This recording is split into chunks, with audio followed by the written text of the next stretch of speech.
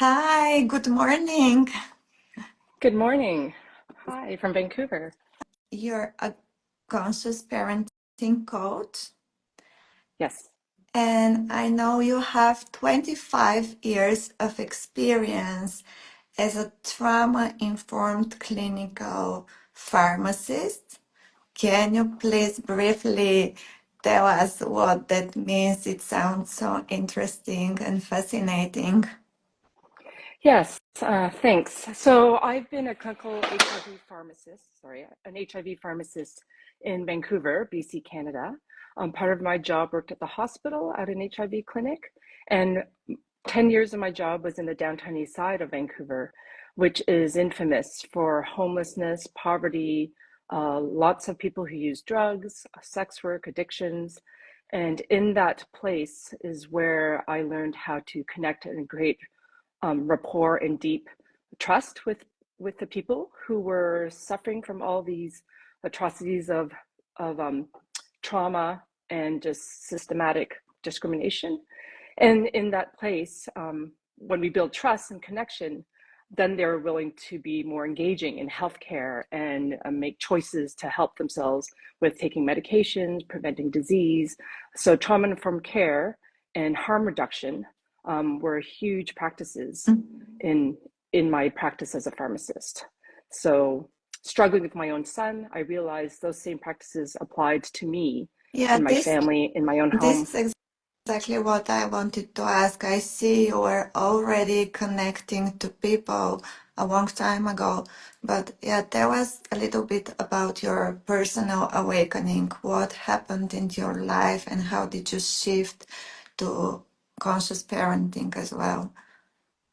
Yeah. So quite often as a pharmacist, I'm very in my brain. Mm-hmm. So studying and all this knowledge was constantly putting it outwards or externally. And then realizing I had to bring it internally was when my small son was coming home. He was about 7, and he was coming home saying, "I'm stupid. I hate myself. I want to kill myself." And he was 7. And I turned to fear and anxiety in trying to fix it and overdoing, overstudying, constantly looking externally. Um, in that time, it was COVID. My husband had a horrible mountain biking accident. So my stress and anxiety and fear was out over the top, and not understanding that I had to bring peace and calm and connection within myself so that I was in a better space to hold space for my son, my husband, and everyone around me. So that awakening came when we picked up and moved to Bali. And I brought all that stress and fear and anxiety with me. It doesn't matter where you are, it's an Absolutely, it illusion. doesn't matter. You can go on vacation, you can go to Bali, but Yeah. the stress comes with you. Yes. Yes, it followed me. So it was a beautiful place to find awakening because that's where my mother was from. I had ancestral family history that I learned about to bring empathy and forgiveness to her story, my father's story, and my story, and as well as meeting a community of beautiful parents that brought healing tools that I never heard of, breath work, family constellations, inner guided journey work, all sorts of out of the matrix type of healings were brought forward because of the energy exchange when you're somewhere else out of your matrix. Yes. Can you be also today a little bit practical? And since you've been in Bali, since you've done so much work, can you give us just one or two like things that you practice probably daily or monthly that really help you reconnect to your true self and maybe to reconnect to your child as well? Absolutely. I had returned back to Bali to learn about somatic alignment and breath work. And in that practice, it overlapped with years of trying to meditate. And I say trying because it's still a struggle even today. Although I say I've done it, there's Mhm. like this emotional and spiritual bypassing by doing something. You have to really be in it. So I find that what's really helpful is attuning to my nervous system and like scientifically academically understanding how my brain works and how my central nervous system works really helps me. So I always have a visual of a slide that I presented at a workshop of parts of my brain and what it gets activated when I'm in my inner child wound, part of my brain that gets activated if I'm in survival state of fight or flight. And then a different part of my brain, of my frontal cortex, is activated when I'm the conscious parent that I want to be. So that visual really helps me. And understanding my fears and my anxiety, like truly getting to the deeper wound of why am I fearful right now, allows me to choose love, because then I can release that fear and question myself, is this fear true in this present moment? And quite often it's not. It's something that I'm carried from my past and I'm projecting into the future, and it's nothing to do with the present moment with my child. So connecting to my own fear and anxiety really helps me release it and choose love and respond with love and compassion. Thank you. And I have a question. I know generational trauma and pattern repetition are huge for you, but I'm Yes. I'm not sure if people know exactly what we mean by that. Can you just briefly state, like in the simplest possible way, but just share with them what we mean here? Because I believe your topic will go into the same direction for the Global Conscious Parenting Summit, so that they will know what to expect from you. Just briefly. Absolutely. I'll try to be brief. Yeah. So even the word trauma brings so much fear and stigma with it. Mhm. So I just want to clarify that trauma isn't something always happening to us that's huge and horrible and sensational in the news. It's also things that aren't happening, the good things that aren't happening, and it's the internal coping mechanism as a child that we create this trauma. It's an inner wound. It has nothing to do necessarily with the outer person. It's something we carry inside us. So intergenerational trauma, as an example, a very personal example, um, screen time. When I ask my son to stop getting off his iPad, quite often I carry into that room, if I'm in fear and anxiety and scared of how he's going to be a successful person, if he's addicted to this screen, that fear, anxiety, and energy I bring into that room.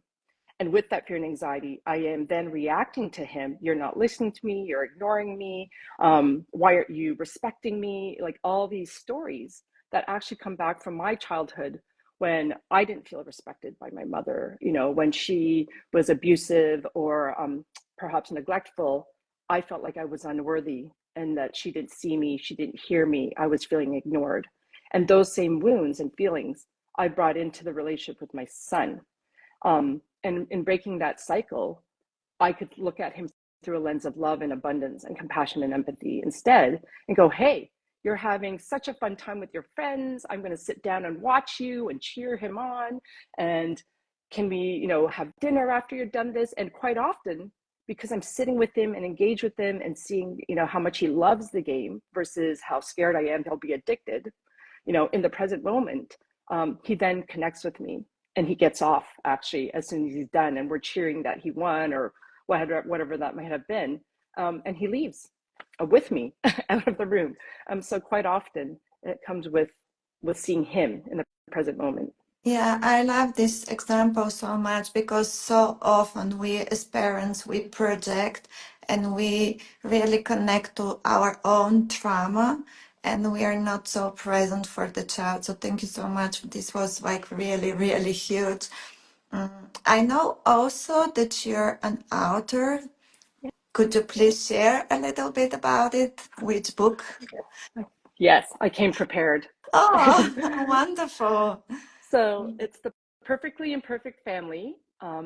Amazingly, it hit #1 international bestseller. Oh, Dr. congratulations. Yes, and Amazing. Dr. Shafali wrote the foreword, and we have a lot of expert reviews from a lot of the parent experts and psychologists, and that I read and was collecting all their knowledge. So, and it's such a beautiful collaboration because it's not just one big book of one person's story. It's multiple authors, multiple collaborators from all their different experience and personal vulnerable experiences, which makes it such a beautiful, digestible piece of knowledge because it gives you practical tools from each person's perspective they're short, like short chapters, so you feel like you haven't failed because you haven't read cover to cover.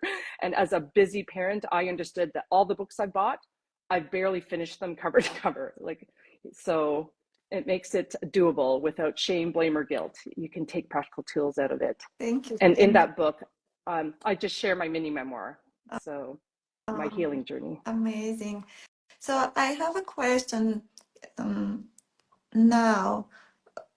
What would people can expect from you on the Global Conscious Parenting Summit, and why is it important for them to watch you? What message, what wisdom, what is your mission? Share with us. So my wisdom that I always try to remember when I'm in a place of triggered, upset, is that how am I equal to this person in front of me? Whether it Mhm. be my husband or my son, and in bringing that sense of empathy, I go back to those two pieces of information that I mentioned. Is like understanding where am I in my brain right now? What is my nervous system telling me about my fear? And deconstructing that fear to bring love and compassion and empathy. So it's always in a place of understanding my fears and releasing them so that I can respond with love. And in that, I'm being the parent that my son needs and connecting with him through love and compassion because I've given myself love. And that act of self love is what I model for my son then. And it's hard work.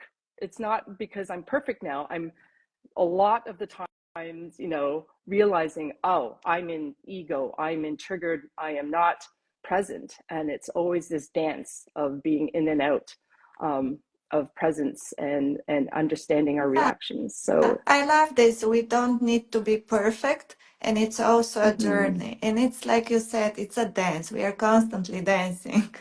I Yes. love to say we need not to take ourselves too serious because at some Yeah. point it's too much. Is there is there anything I didn't ask you and you want to share with us? Mm-hmm. Um, I think the greatest healing comes from community, that we don't do this alone, that we Mhm. seek help. And um, because I grew up and am still fighting this perfectionism that I can do this alone because I grew up in it alone. Mhm. And it's about asking for help, sharing your issues, your stories, being vulnerable in a community of parents, of friends. So looking outwards, because this is a part of human evolution, that survival is greatest when you're in a part of a greater community. So the greatest Oh, learning I comes love that. that. Yeah, we really need to be like one big global village in order to raise our children and to make them like really emotionally healthy and Absolutely. happy. Thank you. Thank Uh, you. Amazing Absolutely. words. So Amazing. thank you everyone for watching, and we cannot wait to see you on the summit. Bye, Arlene. Bye. Thank you. Thank Bye. you.